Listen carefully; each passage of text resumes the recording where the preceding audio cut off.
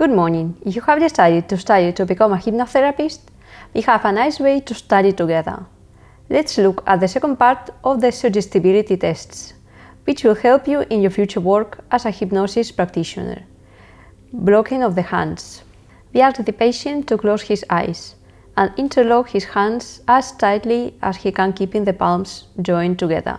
Next, we say, now imagine that your hands are two pieces of steel welded together, so that it is totally impossible for you to separate them.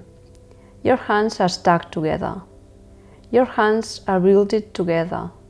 Your hands are totally welded together.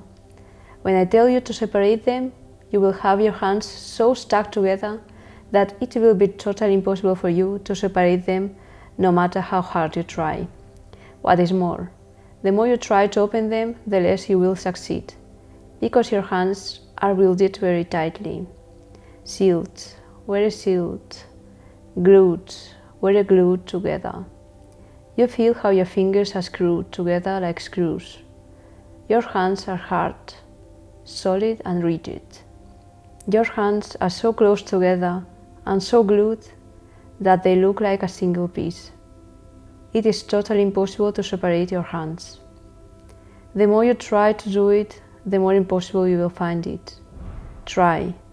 They are tightly glued. Try. They are tightly joined. Try harder. They are totally welded. If he or she manages to open them, we conclude the test. If he or she does not manage to open them, we continue for a few more seconds with the suggestion that he or she cannot open them, and then we induce him or she to do it. Now you can open your hands and relax completely.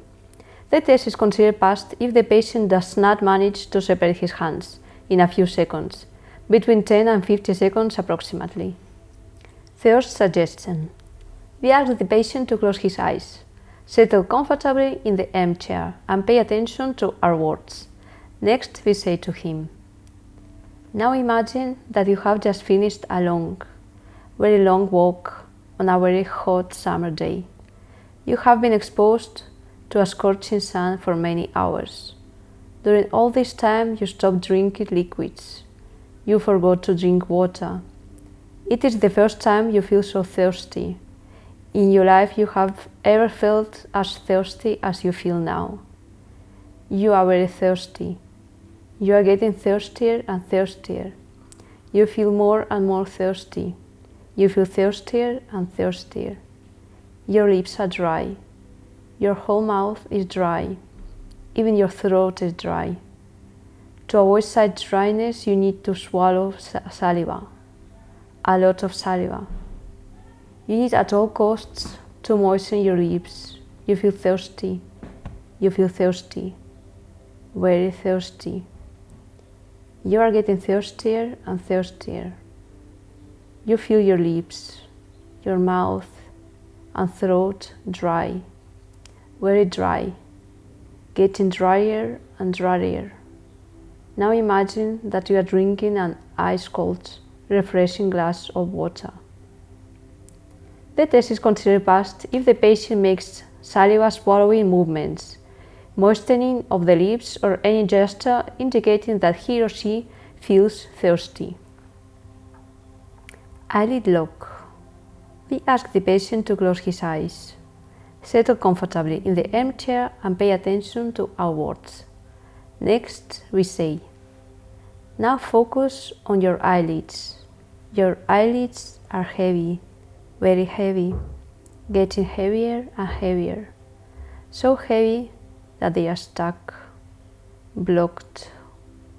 So stuck and blocked that it's totally impossible for you to open your eyes. The more you try to open your eyes, the more glued and blocked they feel.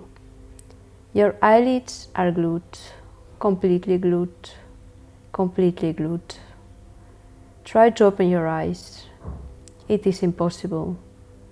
The more you try, the more they are glued, more and more glued, very glued, more and more glued. The test is considered passed if the patient makes efforts to open his eyes and falls in opening them within 10 seconds. Selective amnesia.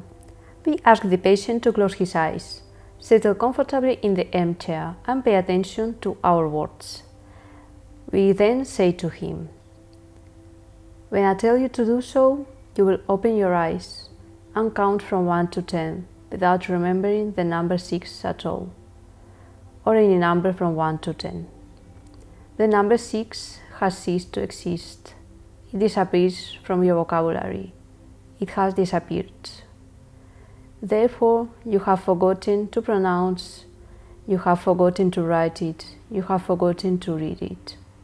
The number 6 has ceased to exist. That number has ceased to exist in the numerical alphabet. It has ceased to exist.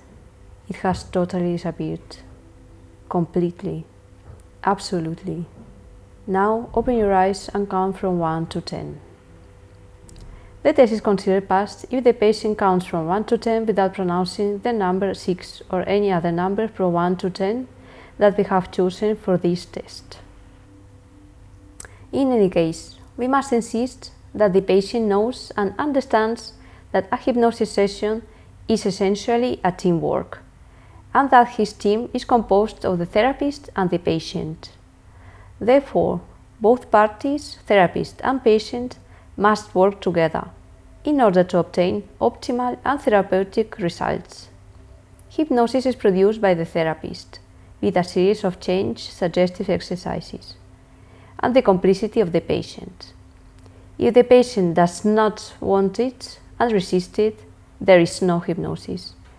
In any case, before applying the hypnotic induction, we must present hypnosis to the patient as something natural, controllable, effective, and safe.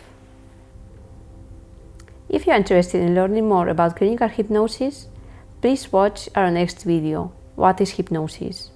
If you have questions, ask them in the comments area. On this topic and many others, we will talk about in the channel and in the videos that we will publish. So if you are interested, do not miss our next videos. Thank you very much.